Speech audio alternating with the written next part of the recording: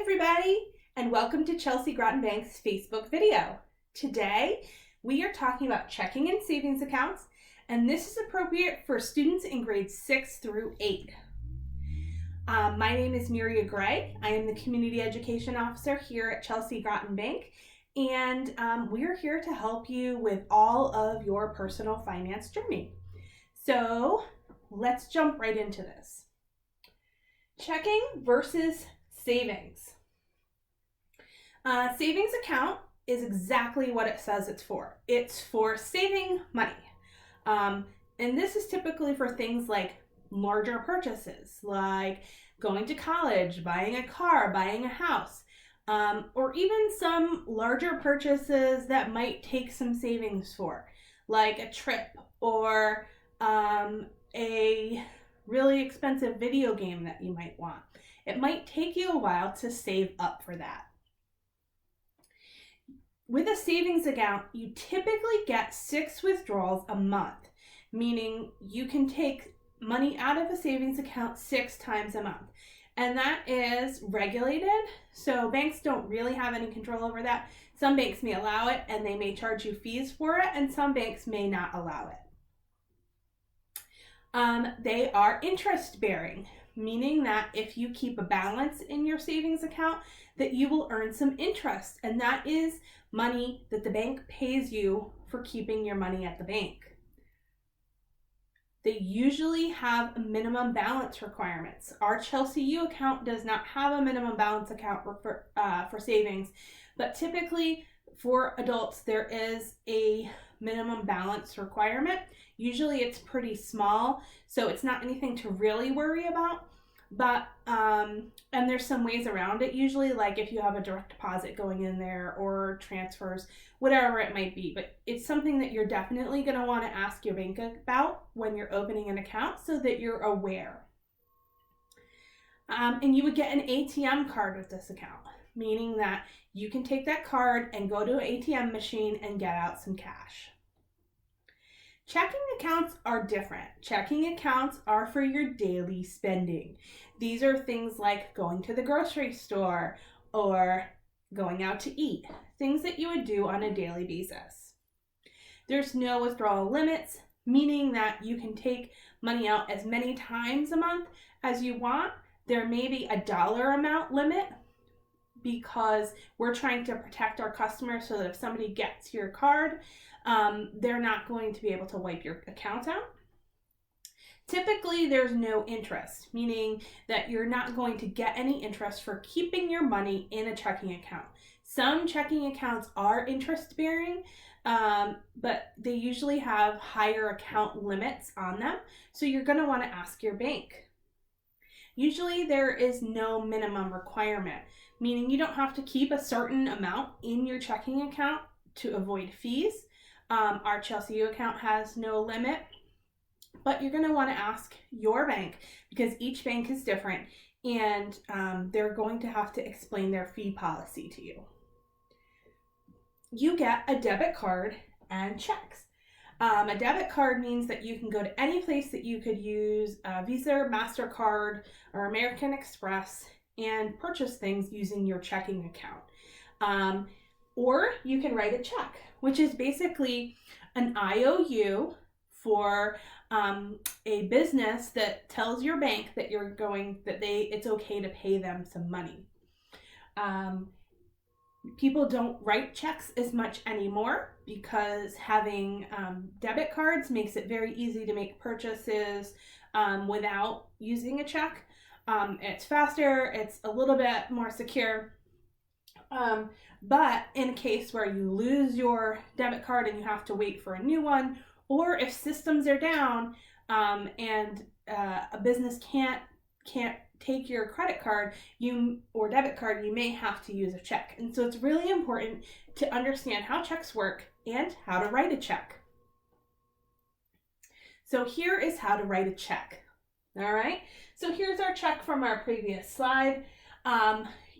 It would come printed unless it is a check that the bank makes for you because you've run out. Typically would come printed with your name, your financial institution, And down here, the bank routing number. This identifies the bank. Is it Chelsea Groton Bank or is it another bank? Here in this case is the check number. Typically the check number comes over here. It's also up here in the corner. And then your account number.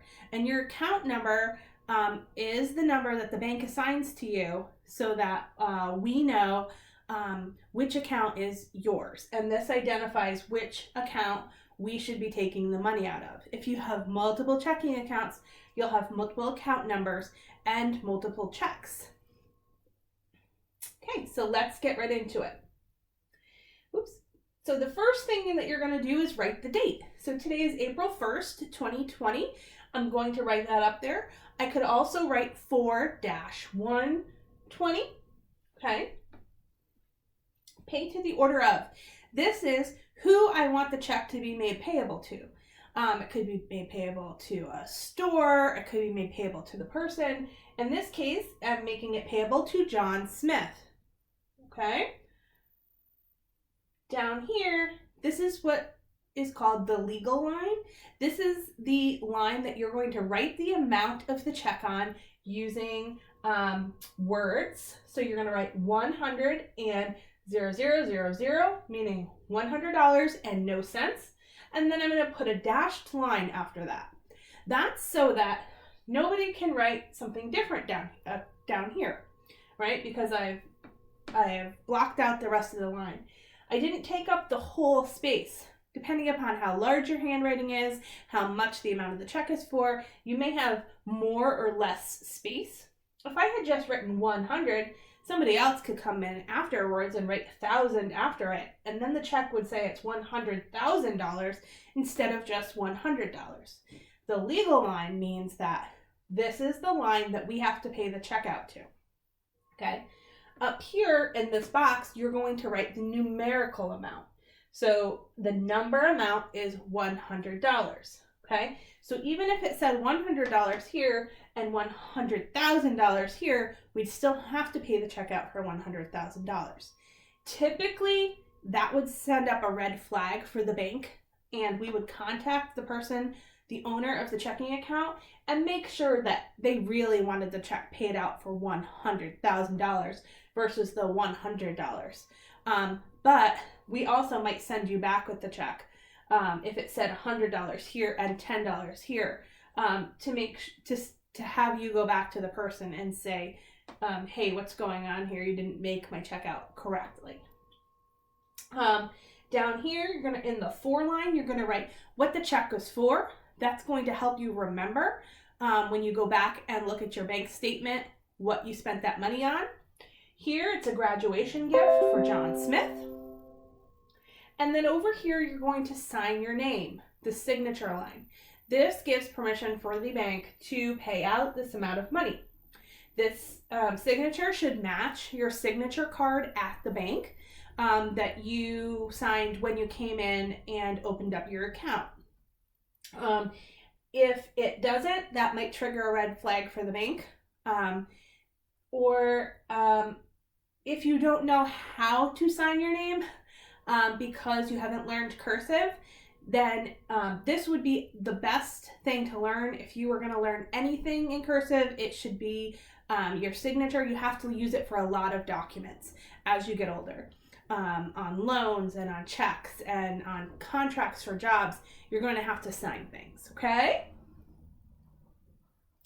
Now, filling out a deposit slip. So a check is how you get money out of a checking account. So even if you wanted to walk into the bank and get cash because you don't have your debit card with you, they're going to have you write out a check that you can make payable to yourself, okay? There's also withdrawal tickets at the bank. You're going to need some ID for all of those types of things. Filling out a deposit ticket. So here's our deposit ticket, and this is my cat. Typically, if it came in, it would be, your name would be here. You're going to put the date on it, April 1st, 2020. And then the cash amount. So if you have cash in your deposit, you're going to put that here. In this case, it's $20. Okay? And underneath that, you're going to list each check individually. So this is check number 123. Remember on our check example, there were check numbers up in the corner. And it's going to be for $140. Okay? If you had another check, say check number 456 for $100, you'd list that underneath. Then down here, you're going to write the subtotal. So I added it up. $140 for the check plus $20 for the cash is $160.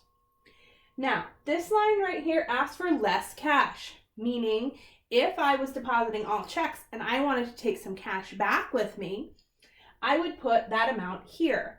If I want cash back, I also have to sign my name right here. Okay? We're not taking cash back today because we're depositing some cash. So we don't have anything there. And down here, our net deposit is $160. Your net deposit is how much you want to go into the bank.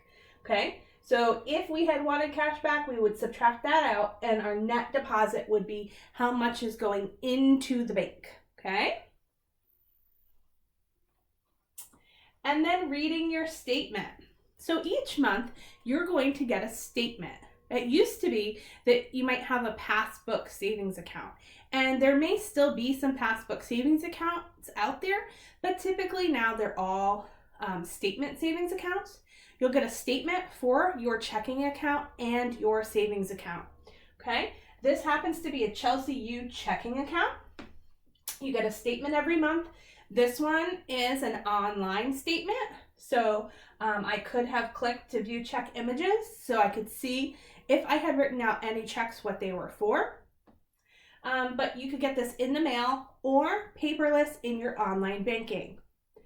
So this is how you would read it. This is your account summary for Chelsea U checking.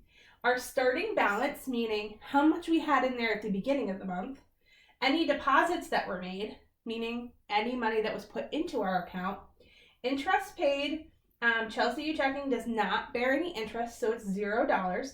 Any withdrawals that were made, so how much money came out of the account, any fees that were assessed. Chelsea U accounts are typically fee-free, and our ending balance, how much we had at the end of the month after all of the deposits and the withdrawals.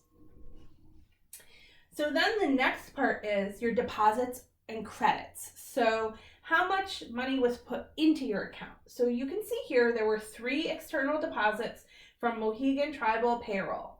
Okay, so this person got paid 3 times this month. And then withdrawals and debits. How much money is coming out of your account? So you'll see here a withdrawal and internet transfer to a savings account and another withdrawal internet transfer to another savings account. But the rest of these are other debit card purchases. So Amazon, Xbox, Nintendo. As you can see, this person likes some video games. Okay? So you're going to want to look at this every month and make sure that you agree with what the statement says. If you don't agree with any of these purchases on here, you're going to want to touch base with your bank and see if they can help you figure out what happened. Do you have any questions? If so, feel free to drop them in the comments below. We'd love to hear from you, and we'll be happy to answer them. Have a great day.